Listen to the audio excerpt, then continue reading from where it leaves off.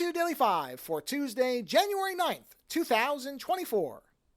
I was listening to the Mac Break Weekly from last week, so a week ago today, because it comes out on Tuesdays, and there was discussion over the almost certainty that there is going to be some new version of the iPad hardware this year.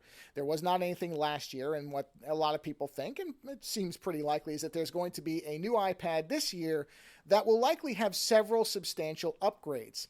And in the course of that discussion, the idea came up of, well, what if Apple were to implement something, because iPads are such powerful devices now, even though, and they point this out in that episode, and I criticized this idea when it first came out, that iPads are not just another computer. I don't know why Apple, well, whatever, we're not going to get into that. In any event, what they were saying was whether or not it is a computer or not, and I don't even know what that even means anymore. Any device with substantial computing power is a computer, but that the thing that holds it back is that it still has limitations when compared to using a device that runs macOS. Because for those who aren't aware, and I think most people already know this, at least on the edges, basically the iPhone, the iPad, and the full-size Mac computer, laptops or desktops, run three different operating systems: iOS on the phone, iPadOS on the iPads, and macOS on the computer, the big computers, or the mainline computers, whatever you want to call them. Computers that have a keyboard and a screen, and it's all separate. It's not a touch screen all in one device. And there are things that just do not work as well on the iPad because of the way that the iPadOS runs.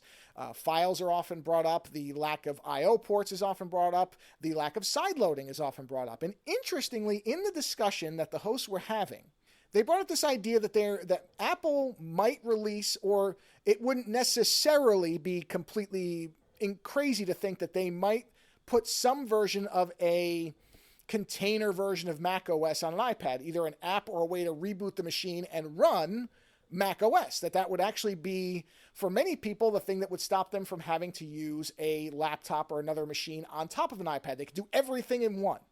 And there were several arguments why it's very, very unlikely. But the one that seemed the craziest to me is that Apple would have to prevent sideloading on that version of macOS, that you would not be able to sideload apps. Because I don't like now everything's being aimed at creators. I hear creator as it's positioned for creator.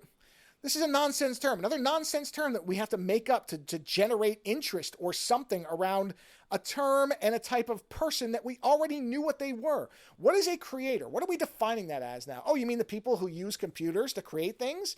I think they existed before the term creator, but I feel like that is now being almost, that's the new influencer or hipster or whatever stupid term. But I'm not going to do any more on that because that's a whole separate five on its own.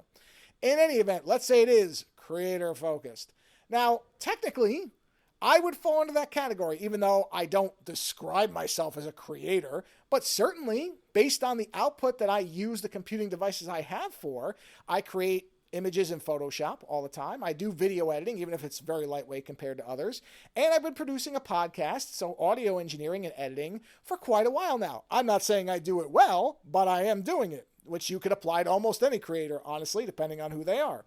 So one of the things that I value macOS for is because there are aspects of different programs I use that are not in the App Store. If they were to put a version of macOS on the iPad and not allow for sideloading, I don't know how big a group of people that will really apply to. Certainly, it will be great for anybody who is wholly invested in the macOS, or the Apple ecosystem. And maybe that's all they would care about. But it's not going to grow much past that, because I think most people probably do at least some amount of sideloading, or at least non-App Store app installs with their Mac, meaning the Mac OS computing device. And so if the version of it that ran on iPad couldn't run anything that existed outside the App Store, not only would it limit what you could do, but it would also probably impact how a lot of people actually use their tools to create, how they are creators. So I don't know why they would ever do that. I think if they were going to launch some kind of containerized Mac OS or some kind of Mac OS Lite on iPad, I think that banning sideloading from it or preventing that basically prevents anybody from caring about it. So it makes it somewhat useless. But I know there's a lot of people with different computing platforms and ways of working out there who listen to the show. So I'd be curious, if you have an iPad and if they released a Mac OS on it that could not sideload apps, would that be something you would use? Let me know later.